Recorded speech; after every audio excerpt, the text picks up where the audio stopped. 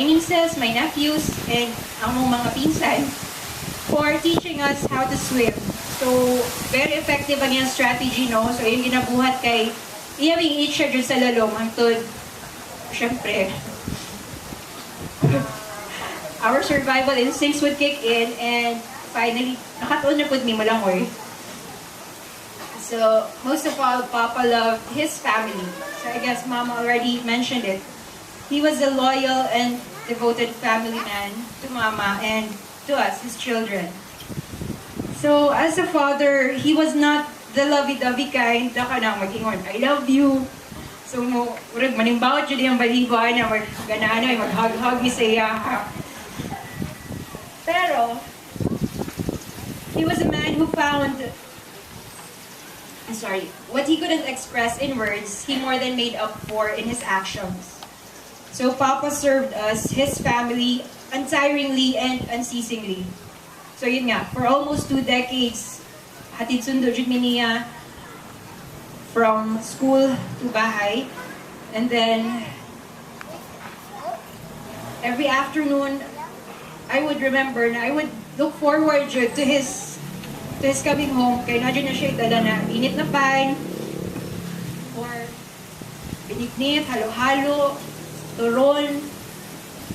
And ingon nga ni Mama, no? Expert yun siya sa pagluto o fumba. So, wala na ni kayo. Finally, one of the things I will miss Jud kay, as in very religiously, he would clean our cars, almost every day. So those are some of the things I will surely miss. I will miss our handyman. One other thing I will miss is Papa's sense of humor. Maumawala dyan yung speech ni Mama, no? Si Papa, he loved to laugh and he loved to make others laugh also. Even in the midst of tragedy or problems, he always found a way to crack a joke or two to lighten the occasion. May namdam na ako during funerals, si Papa, he would announce 1, 2, 3, smile. So, mga katiguangan ng tao, mabungkay yun. So, above all these things, si Papa, he really did love life. And if only for that, I'm thankful that he reached 64 years and that I was able to spend 26 years of my life with him.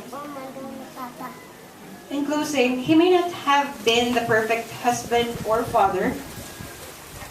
I can't speak for how he was as a son, a brother, a friend, or a boss. But perhaps he also had his shortcomings, just like all of us.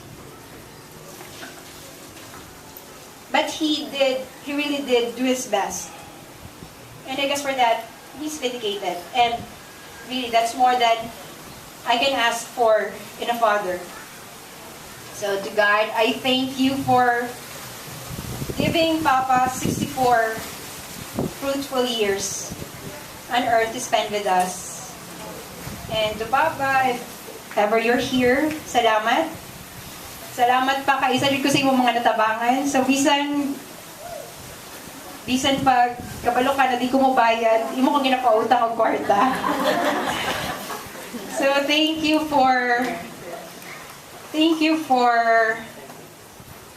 it just came to me when I was young na pagka nang madagma ko or na ako'y samad, magkagaras-garas, he would patiently treat my scrapes and bruises, no? Pero all the same, he would still let me play outside. So thank you for that, for letting me learn my lessons. Thank you for teaching me to play in the rain and for teaching me that the solution for almost all of life's ailments, colds, lethargy, depression is going to the beach. So I love you, Papa, and I will miss you. Thank you.